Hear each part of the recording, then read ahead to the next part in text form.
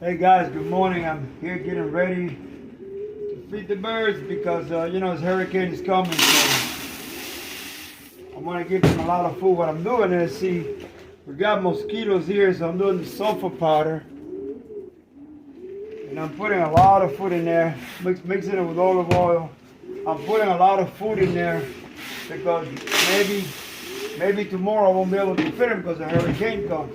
And it's going to bring a lot of mosquitoes, so you really got to give them that sulfur powder, because with the sulfur powder right here, the mosquitoes, they say they won't bite them because the smell that comes from the bird after they eat it, they don't bite them. So just making it short, man. Just making it more short.